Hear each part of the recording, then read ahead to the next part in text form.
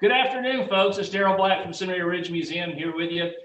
We have a special guest today, Dr. Christopher Moore from Catawba Valley Community College down in North Carolina.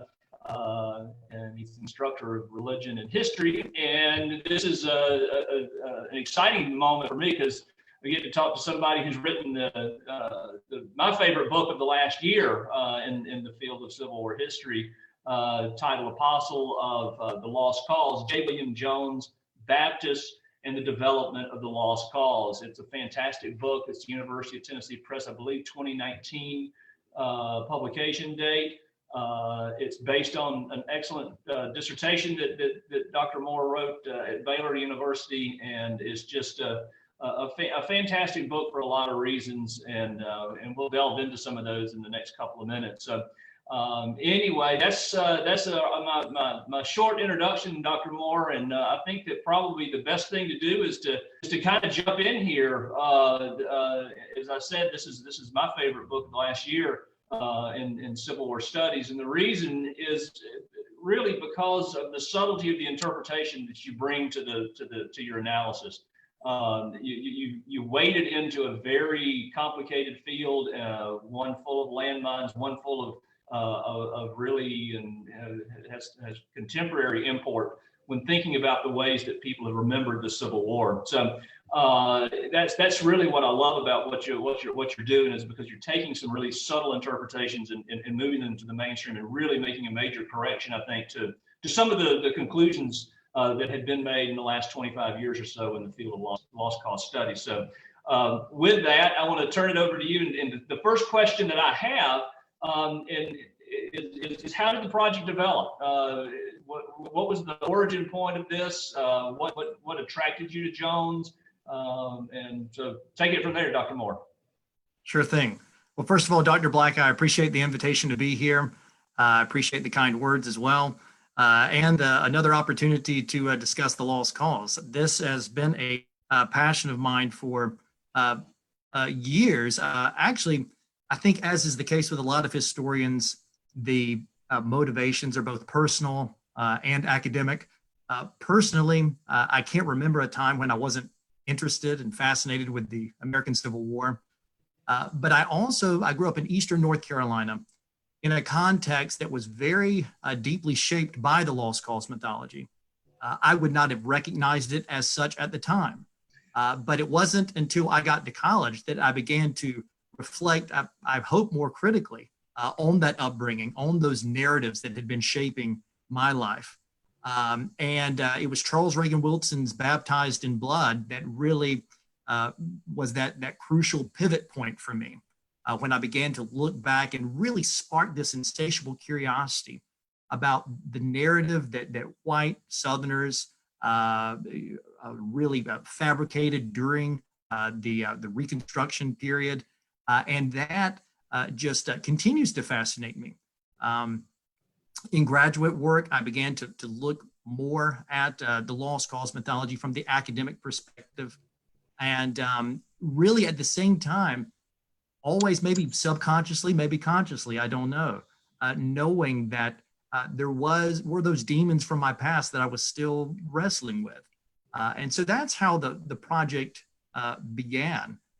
Really just in college and throughout graduate work. And I was just looking, maybe some autobiographies and involved here as well. So that's how the project began. Yeah, that sounds very familiar. Wilson's book, Baptized in Blood, was when I realized, oh my goodness, all these stories that I've grown up with are distorted at best. And my understanding of where I came from as a white Southern man was very much influenced by that lost cause narrative. So it's interesting to hear that you have this almost the same trajectory of study. So so Jones is one of these figures who's pivotal in the development of the lost cause, but he also had a very particular Confederate history. And as you point out very clearly in the book, he was very instrumental in the Chaplains Association from Stonewall Jackson's old corps. That he was instrumental in leading the revival, or helping to promote revivals. He starts out as the chaplain of the 13th Virginia and then goes into. You want to talk a little bit about his wartime experience, because it's foundational, and maybe even some of the pre-war connections and relationships. Because one of the things that I find interesting about these characters, these guys who were chaplains, is that they had a very tight social network that predates the war, that's molded more firmly and in very specific ways during the war, and then has a long-lasting impact through the beginning of the 20th century. Absolutely, yeah, and we know that when you're doing history, you're not doing it in a vacuum. You're shaped by any number of narratives that you're bringing to the study. And J. William Jones's, when he tried to narrate what he saw as the true and faithful narrative of the Civil War, he does so from the perspective of someone who was in the fire. He joined the Confederate Army 1861 as a private in the 13th Virginia, or a group that would become the 13th Virginia. And then right out of the gate, he wants to be a chaplain. He had been a Baptist minister, had gone to seminary. He envisioned being a missionary in Asia, and all that gets derailed in 1861. He is on the boat. He's ready to get on the boat in the fall of 1860, right? That you're right. He is ready to go. Then late 1860, you start having states secede, and that just radically changes his trajectory. So he goes into the war wanting to be a chaplain, and he kind of eventually keeps applying. Eventually, is allowed to be chaplain. He has a few, becomes a missionary, an army evangelist. All these are kind of these nuanced, not really a hierarchy exactly, but different functions of ministers in the war. And a big part of his wartime experience was cooperating with ministers from other denominations in order to spread the gospel in a very unique context, a context where men really don't know at any moment when their life may end.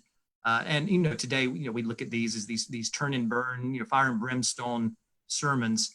But in his context, that was literal. I mean, those men were really on the precipice of eternity as far as they could see. Yeah. And so there is this cooperation with other denominations.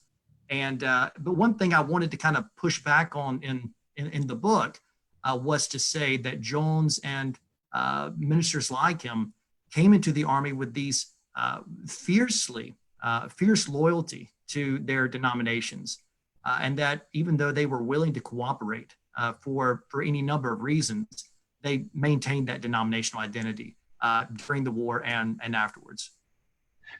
That's to me, that's the most important point, because a lot of time, as I was reading Wilson years and years ago, and as I went through my own graduate work and started looking at Georgia Baptists in the late 18th and early 19th century, and then the reading I was doing after the war, it just didn't seem like that. Wilson was arguing for this ecumenical expression, which is specifically what you're pushing back against, which I think is very important, because it shows the continuity in Southern religious life that people like Wilson and Drew Faust, I think missed in their first takes and their first swipes at how religion and the lost cause kind of melded together. So I thought that it was great to be able to think about that. The rivalries were absolutely, I call them blood sports sometimes. Yeah. When you got these guys going around, they're having these debates. I'm thinking of Sanders Walker and Silas Mercer touring Georgia and South Carolina, having debates over Arminianism and Calvinism in the early 19th century, and just the continuation of those rivalries. And so why is it important to make that observation? I think that you bring some really interesting insights into the significance of that continuity rather than discontinuity. Sure, yeah, and I think it's interesting that you bring up that something didn't necessarily. If you study American religion and you see these dyed-in-the-wool Baptists and Methodists and Presbyterians, they are so loyal to their denomination. They have this denominational fidelity, and so you're always I guess any historian you're at danger of confirmation bias. This doesn't sound right to me. Am I just going to go to the sources and start finding what I want to see? And the real turning point for me was to compare Jones, his publications, with his private correspondence. And his private correspondence, to me, made clear that he still was, he was not above sheep stealing, or try to take someone from a Presbyterian or Episcopalian and make them Baptist. He still had these feelings, which isn't surprising for anyone who studies American religion necessarily. But I was pretty sure you would see that bleeding out in his publication somehow. And so that's how I approached his publications, to say that, what he demonstrates, I think, is kind of maybe a different way of looking at the revivals in the Confederate Army in 1862, and kind of continuing throughout the end of the war, and really cast light on, how much were religious folk willing to come together? Where were they willing to cooperate pragmatically versus theologically? Yeah. And that's a big distinction I think is important to make. Pragmatically, they would network with each other. Yeah. In terms of shifting on doctrine, I didn't see that. Not in Jones. I didn't expect to see it, and I don't think it's there. So I think, and some people think that it's hair splitting, but I think there's so much play in the word ecumenism that for me it was better just to jettison the term and describe what he's doing maybe in more pragmatic terms. There's this pragmatic approach to what was going on in the Army, where you have, at any given time, only half of the regiments in Lee's Army have chaplains serving with them in any capacity. Now, I want to back up a half a step, because one of the things that you mentioned a few minutes ago were the different jobs that Jones held during his military service and his service as a chaplain. And he doesn't remain the chaplain of the 13th Virginia for the entirety of the war. We're talking about doctrine here, and we're talking about theology, and the Baptists had a problem. Some Baptists had problems with the whole concept of a chaplaincy. And so you want to talk a little bit about the different jobs that Jones had and how those reflect his particularly Baptist view of the world.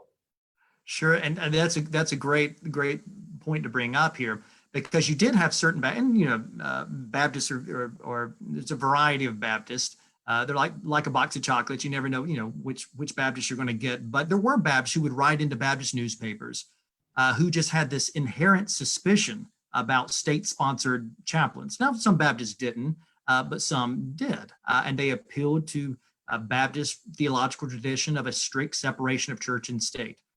Now, how much of that is motivating Jones to kind of transition from chaplain to a missionary to an army evangelist?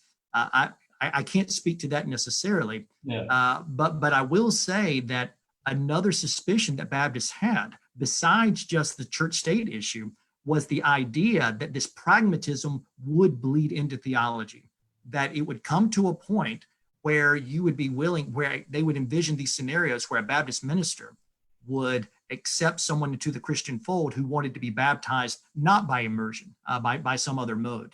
And Baptists at home were suspicious about this, because they knew there were certain Baptists who had this baptismal exchange system where they would say, "Oh, you want to be baptized a Methodist? Well, let me direct you to a Methodist chaplain."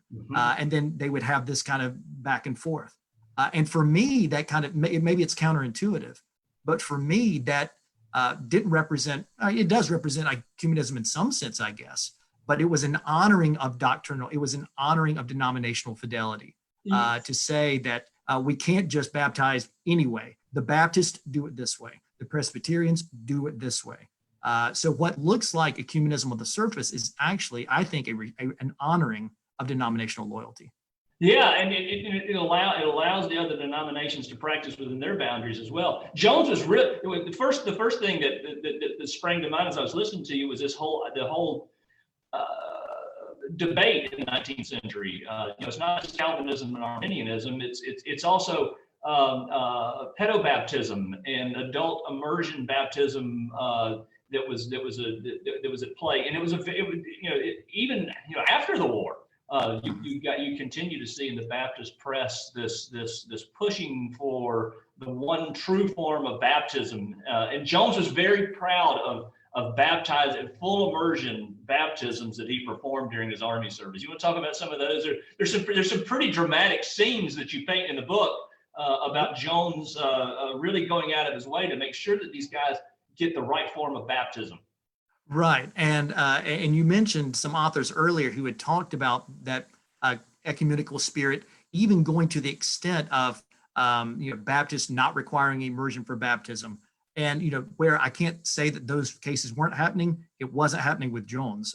He risked his life and the life of the baptismal candidate to baptize by immersion. There's these stories, I don't know if they're apocryphal, but there's certainly ones that Jones did not deny, that he was cutting holes in frozen lakes so that he could baptize people, that he was baptizing people where Union pickets could see him, which ironically, that's one of the few times that he tips his kepi to the Union Army in saying, well, they didn't try to snipe us when we were baptizing, so I'll give them credit for that. But he doesn't go much further than that. But baptism, holding worship services under heavy fire, where there were literally people being hit with artillery within sight of the worship service. And how much of these, I have no doubt that those kind of things did happen. But then again, he's also constructing a narrative here, and so you have to take that narrative is really important, and it kind of goes to the next level question. First, I'll let people in on what Jones wrote, and then what his work was in the years after the war, and the posts that he held in the years after the war, because being the chaplain of the 13th Virginia and then being an Army missionary is one thing. That experience expires with the end of the war and the end of the Confederacy. But Jones and others that we've seen from the Army of Northern Virginia, T.D. Witherspoon immediately jumps to mind, the Presbyterian, J.D.D. Renfro, Baptist from Alabama. They all write after the war about how unreconstructed they are and how Confederate they still remain. So Jones takes it even a step farther than that in his post-war career.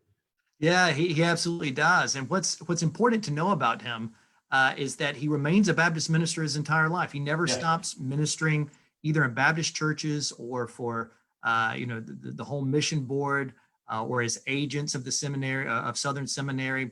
He's always got his foot in denominational politics.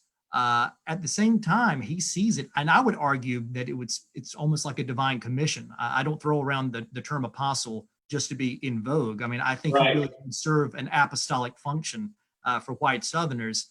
And immediately, almost immediately, after Lee becomes president of Washington College, Jones is finding his way there. He finds a way to kind of buddy up to Lee. And I think it's in that friendship that they cultivate. They had met during the war, but that friendship they cultivate after the war that he takes as his divine commission, almost like an apostle, that, I'm going to be the one that has been tapped by Lee himself to preserve this fateful message, this gospel for white Southerners. And so he really makes his name by publishing a biography of Lee, which the faculty at Washington College, when Lee died, they wanted to do this. The project fell apart. Jones kind of inserts himself there and says, I can do it. And it puts him on the map. This just hagiographical biography of Lee. He actually writes two biographies of Lee because one wasn't enough for him. Comes back and revisits that later in life. He was a big part of the reason that Jefferson Davis, his image, which to a lot of white Southerners, it took a while for that to get rehabilitated, even among white Southerners, because people like E.A. Pollard had thrown Davis under the carriage, as it were. So Jones comes to the rescue of Davis as well, again with that apostolic, that chosenness, that I'm the one who needs to promulgate this narrative. Does that, and then his most famous work is probably Christ in the Camp, where this magnum opus of his, he would have seen it that way, narrating the revivals in the Confederate Army. And he continues to write in Baptist newspapers and whatnot, but those publications really, I think, put him in a position to shape Southern memory and white Southern memory in a way that few others could. Yeah, well, it brings up a question. I was talking to one of the theologians here that used to teach at the seminary in Gettysburg. He's now moved out to California, but we were talking about J.D. Renfro's August 21st sermon, and it's very typological. There's this insertion already.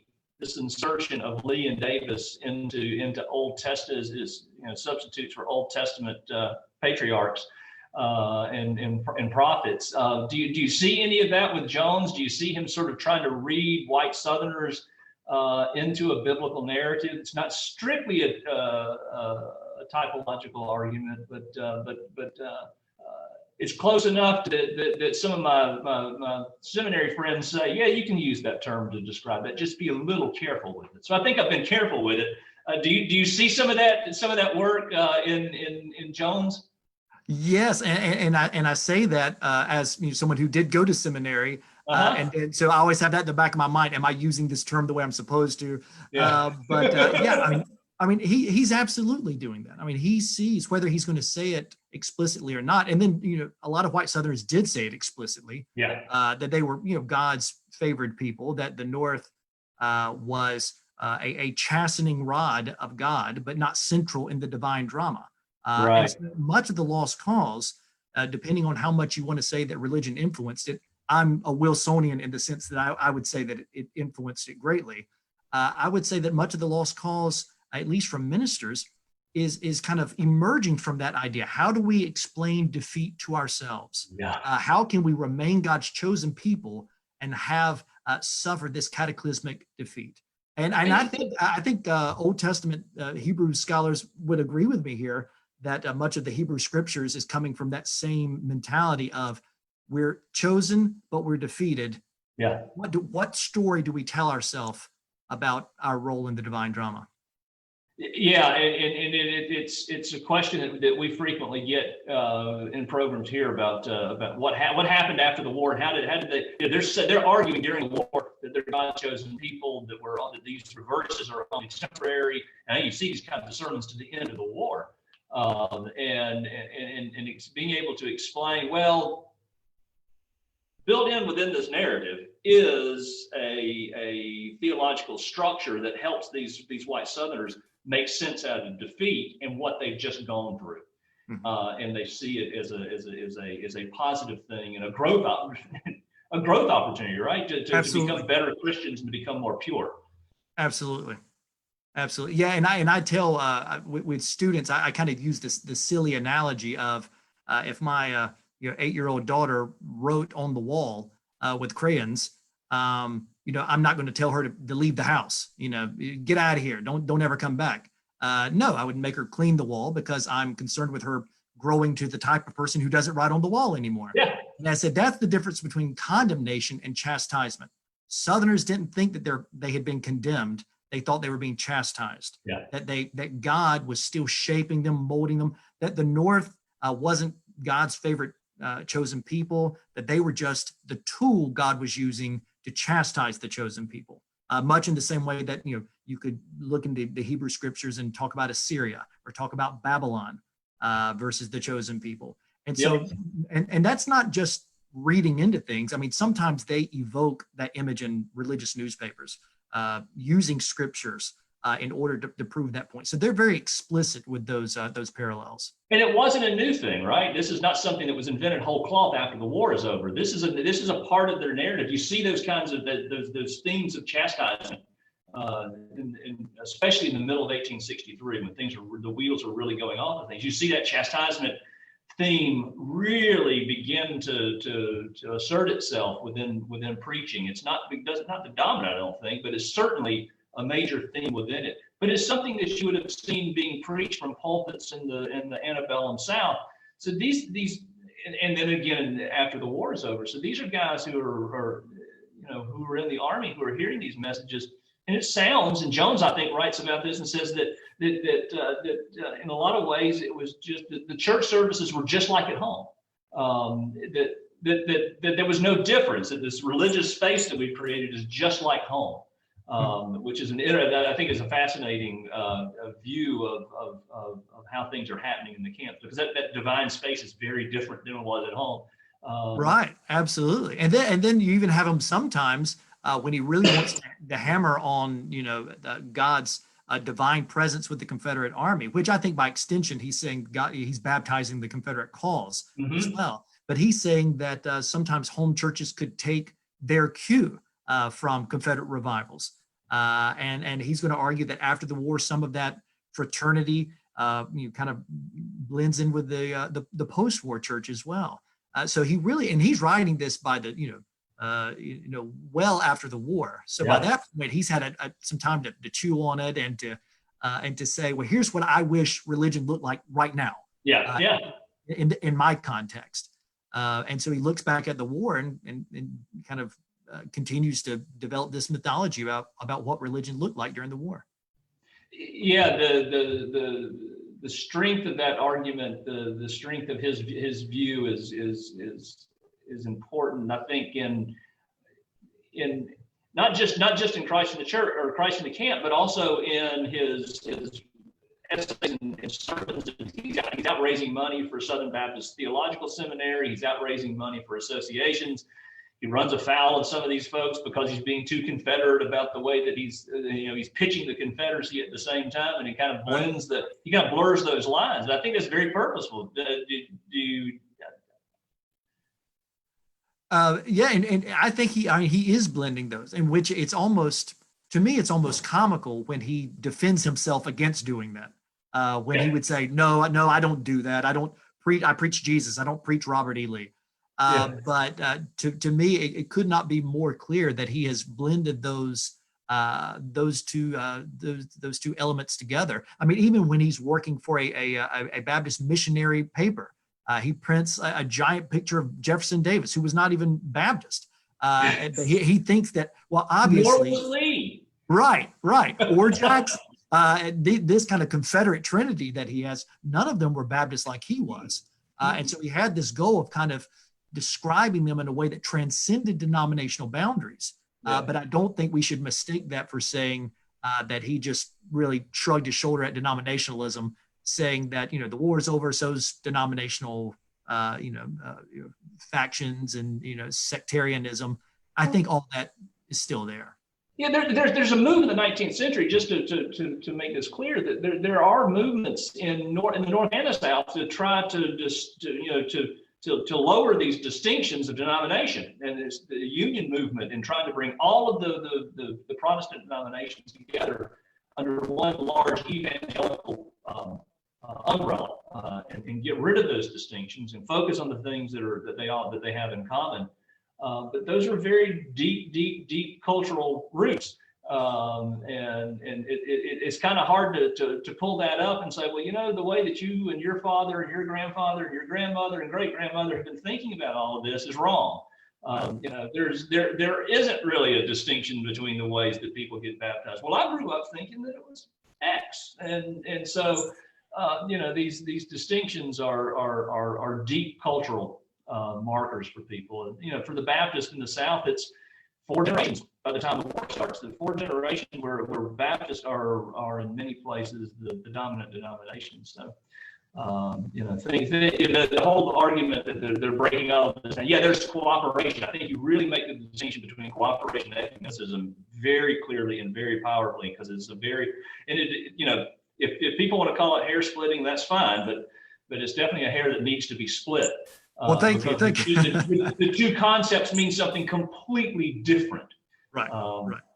So in that way, that this book really helps us understand. And so to me, as I'm reading, I'm like, this is so completely familiar. That religious world that would have come out of the Charles Reagan Wilson described ecumenical uprising. Just didn't resonate for the post-war world. One thing that I want to kind of circle back on too, in thinking about Charles Reagan Wilson, and he kind of de-emphasized, if I'm remembering correctly, kind of de-emphasized the centrality of race to the lost cause, the memory, the transmitted memory that's being created by these lost cause authors, because Jones is and maybe you can talk about this a little bit too. Jones is the editor of the Southern Historical Society papers. Yes. That is the vehicle for pushing the Lee narrative, this Jubal Early. It's these guys who are all defending Lee and all attacking James Longstreet, and he's right in the middle of that. He's the editor of that for what, 12 years? Yeah, it's over a decade. Yeah, so that was kind of a rambly question about race and about his editorial work. I guess they're probably two distinct questions, but I think it's interesting what you do with race in the book. So if you could talk a little bit about how Jones positioned himself there. Sure, and I'll just be frank with you.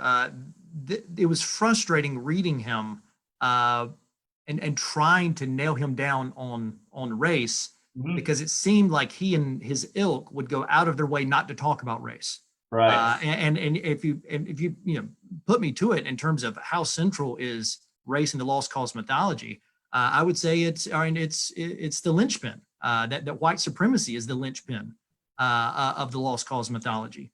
But sometimes, and you have to be careful with arguments from silence. But at times, right, I think they speak volumes. That he thinks you can narrate the Civil War, that you can narrate the causes of the Civil War without referencing slavery or referencing it tangentially, right? Trying not to make this war about race, and the more he avoids it, to me, the more the louder it grows as a theme in his work. And so maybe that's a tightrope that you walk there. But I think that's one reason that narrative has had such staying power. You still have people who think that you can talk about the Civil War and say, oh, slavery is incidental, which is exactly the kind of articles that Jones would have printed in the Southern Historical Society papers. Mm-hmm. Numerous articles saying, yes, slavery was happening. We all know that, but that's incidental. That's not a cause. Or this is now revisionist history where the Northerners are coming in trying to baptize their cause with some type of morality that they did not have. And so, it's absolutely central in my mind. It's just kind of, it's difficult to pin him down on one thing where you say, okay, here's where he's letting us know what he thinks about race. Yeah. It was a challenge trying to get inside his head with regard to that. So, Rob, are there any questions that popped up, or are we just rolling right along? I'm going to take the silence as no questions at this time. So, can you hear me okay? Yeah, I can hear you now. Okay, I thought I was able to be heard. No questions at this time. One comment says the post-war sermons were also a way to deal with PTSD and why the chosen ones were defeated. Yeah, absolutely. I mean, that's a great point. There is a massive struggle. Especially you read a book like the Diehards, and you think about these people who are particularly in Lee's army, who are saying, in February 1865, we can still pull this out. God provides miracles for people who are devout and who turn to holiness in times like these, and then suddenly to find yourself on the wrong side of surrender, from their view, is a serious psychic blow. The mobilization in the South had been so intense. 75% or more of the military age men serving in the Confederate armed forces, women and men working in industrial facilities across the Confederacy. I mean, it's just a real serious mobilization of the white community in favor of the Confederacy, and to turn up on the wrong side, even though you're being told we're going to win, this is going to be all right. So yeah. You want to speak to that a little bit more, Christopher? Well, sure. And in the historiography, it's interesting how you have historians who kind of look at what function did religion play in terms of how the war was fought, and you have some people who say, well, because of people's religious faith, there was a civility to the war that wouldn't have happened in other cultures, other time periods. I kind of gravitate more to those folks who say that religion, and this is because I'm reading someone like J. William Jones. Maybe if I was reading someone else, I would think differently. But kind of spending enough time with him makes me think. I kind of side with those historians that talk about how religion oftentimes exacerbated things. And you bring up a good point. Even late in the war, in the trenches of Petersburg, you've got basically them giving chaplains giving pep talks to everyone, saying, "Listen, we're going to throw a Hail Mary, get a touchdown. Like we're just one victory away from turning this whole thing around, boys." Yeah, and Jones is one of those guys, right? He's there in the trenches handing out literature, and he absolutely is. And so I think there's also, I personally, I am a religious person, so I don't say this to disparage religion, but it can almost feed this delusion where you're not even paying attention to the nuts and bolts of what's happening around you, or reading the writing on the wall. If you're thinking, listen, and you're really in this Jeremiah tradition of saying, if we do good, God will bless us. If we do bad, God will curse us. That gives you the opportunity both to control the future, do good stuff, and to explain the past. This is why this happened, because we messed up.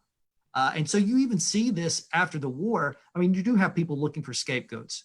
This is why, E.A. Pollard goes after Davis. You even have in the Southern Historical Society papers this bifurcation of Confederate memory, where it's almost as if, and you see this even with the flags, where, okay, we'll sacrifice the flags of the Confederate government, but we're going to hold on to the battle flag because that's that was a rich man's war, but this is the poor man's fight. You can still honor the workaday Confederate soldier, even without necessarily agreeing with what some of the politicians were doing. And so that kind of way of explaining it to yourself, explaining to, whether it's in a sermon or whether it's in the newspapers, it's just one of those things. And I think C. Van Woodward said that well about Americans not knowing the chastening experience of having, he's writing this mid 20th century, but talking about Americans not having the chastening experience of having lost a war.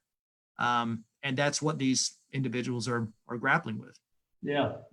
So you've kind of spoken to this already, but I want to bring it back and kind of refocus the question. Why is Jones so important?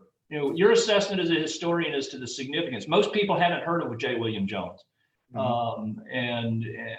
I think that he's probably, this biography brings one of the most important and influential Confederates to light for the first time for a lot of people. So why is Jones so important? What would you say to somebody who said, well, he was just a chaplain, he wrote a couple of books? Sure. Yeah. And I think that, we talked a little bit about the denominationalism. I think that's an important part of his story because I do look at Jones. I read Jones through a Baptist lens. At the same time, and I referenced this a little bit earlier, when I use a term like apostle, I take it very seriously. I believe that Jones bequeaths to white Southerners a Confederate gospel, and he provides for them Southern saints, Lee, Jackson, Davis.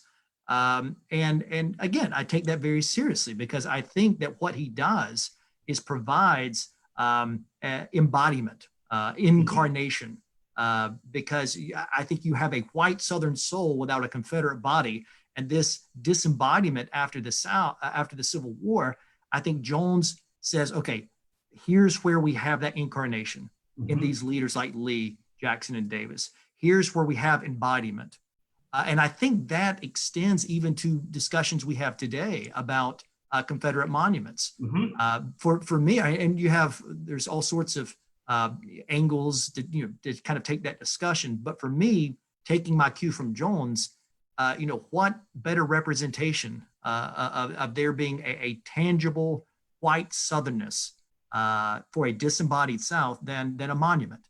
And so for me, not to psychoanalyze too much, I think that's what Jones brought to the table in a way that others had not. Other people had written about Confederate revivals. He's not the first person to do that. But he takes that narrative of white Southern chosenness, merges it with these hagiographies, and gives Southerners the saints that they can look to, and really put Lee in a divine, this divine category.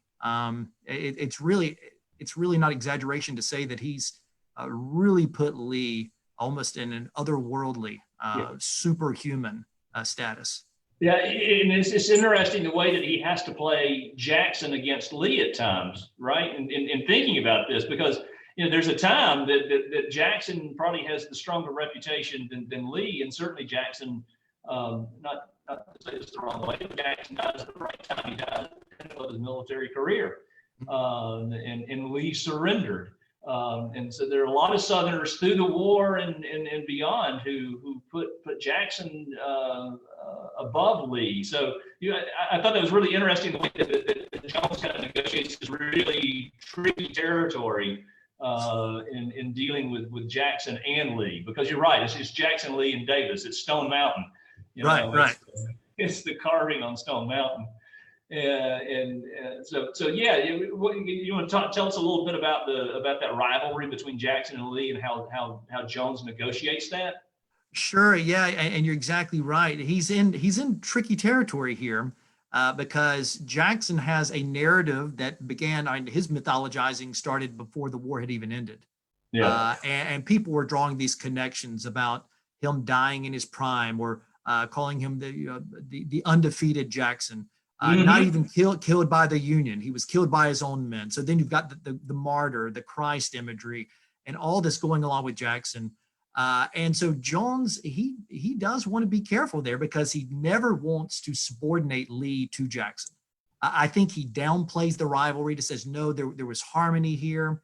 At the same time, and maybe I'm getting a little too fast and loose with the theological terminology sometimes, but I call him a subordinationist, that Jackson's always has to remain in Lee's shadow, in some sense, but he doesn't want to hype up. He doesn't see it as a zero-sum game. He doesn't necessarily want to degrade Jackson in order to venerate Lee.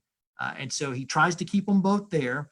But by the time Lee dies, people are calling Lee undefeated. They've really just kind of redefined what military defeat is, saying statements such as, Lee was never defeated. He could not be defeated.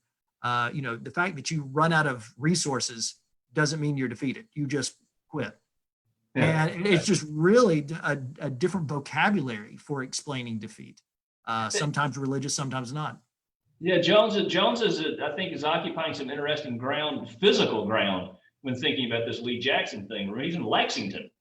Right. He's right around the corner from Jackson's house, literally. Right. And is bumping into in the strong Presbyterian influence in Lexington.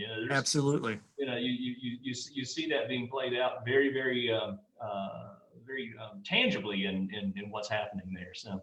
Sure. Well, those are the questions that I have. I think that is there anything else you want to add about Jones that's just too important or too fascinating to let pass right now? I think your questions just gave me all the opportunities that I needed. Well, it's because I read the book really carefully twice. And really, like I said, this is a really, really important book, and it's a subtle book, and it introduces us to somebody that in Confederate history that needs to be more well known. So I hope we can do things like this in the future as we talk about religion and the Confederate experience from Seminary Ridge. Rob, are there any questions popped up? Because I'm about to wrap this up unless Dr. Moore has something he wants to add. There is one, and it's a great wrap-up question. Great. What can we learn from this segment of history that applies today? What's our takeaway? What's our takeaway?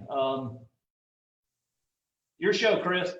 Okay. Yeah. I'll follow up on it, but I'll let you. Okay. Yeah. I would hint at. I hinted at this earlier, I guess, about some of the controversies around historical memory and the Confederate monuments. Those are all very those are controversies in the news, and they're in the news cycle. They'll remain in the news cycle, I think, for the foreseeable future. But I think even more broadly, Jones speaks to the story we tell ourselves about ourselves. Mm-hmm. And I think that's when I'm teaching students, that's one of the first things we have to overcome is this idea that history is just a record of what happened. Yeah. And it's not. It's a story that we told ourselves, a story that we use to continue to shape the way that we think about ourselves, the way that we wish we were. And, you know, I look at someone like Jones as inventing a past worth remembering. But, you know, I think the sobering analysis sometimes is that we're all doing that to one degree or the other. And I think it's interesting when you have people that want to look back at these folks of the mid-19th century and say, you know, why is it right that we would judge them like with regard to race, for example? Is it right that we would judge those 19th century people by 21st century standards? And I would come back at the risk of sounding a little too preachy here. I think I would retort that the danger is really that in the 21st century, we judge ourselves by 19th century standards, and that we fail to see the narratives that are continuing to shape our lives, ways that are conscious and ways that are subconscious. So I think Jones speaks to that. Yeah, I think it gets, just to follow up on that, I think, is this idea of transmitted memory. And the ways that pasts are made and the ways that pasts are interrogated. I think it's exactly what you're talking about, Dr. Moore, this notion of how people are inventing pasts and how, you know, think of Benedict Anderson's Imagined Communities, think about the ways that philosophers of memory think about how historical events are, you know, they're an artifact of our mind. There's no one after, you know, at the very latest, the mid-1950s, that has a real memory of the American Civil War. And this what happened becomes a field of contestation and conflict. Sure. You know, just the notion of what are we going to choose to remember and how are we going to spin it and how are we going to use structures that are familiar to people to help make those stick. You know, I'm thinking specifically of these denominational identities and theological, you know, at the very least popular notions of theology and how they get transmitted into everyday preaching and everyday practice in churches. And so thinking about the ways that memory is transmitted, the ways that people like Jones are able to consciously or otherwise use that interpretive toolbox that they have to continue to press for a certain interpretation of a past event. So yeah, and I think this is a great study of that.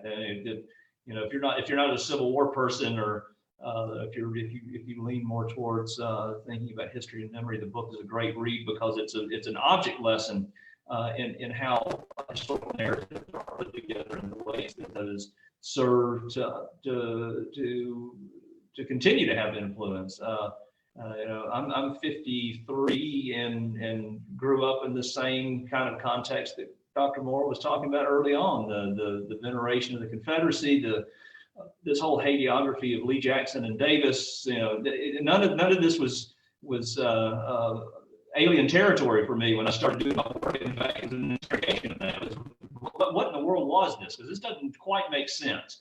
And as you really kind of dig into things, it's profoundly important. But the reason I say that is that this continues, that this narrative that Jones was instrumental in creating still affects the ways that we imagine and think of events of 156 years ago, and what the meaning of that was. So Jones is a great example of that, and all the people who were working in that field in the late 19th century, whether they're ministers or not, have a profound influence in the way that we know America, that we know the South, that we know the Civil War, and I think that's a profoundly important element. So, in any case, Dr. Moore, any last words? And no, I really appreciate the opportunity to talk about this, and it's the kind of thing that you know, if you're interested in it, there are a few people that are just kind of sort of interested in the Civil War. It's the kind of thing where you could just talk about this for a lot longer than we have time for. So I just really appreciate the opportunity to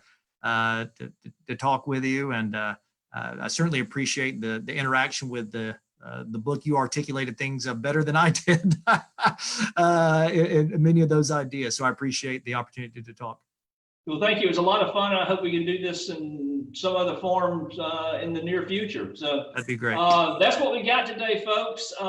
We've got another Facebook Live next week, Tuesday at 2:00. Rob, do you have a calendar or agenda there in front of you that you can pass along to folks?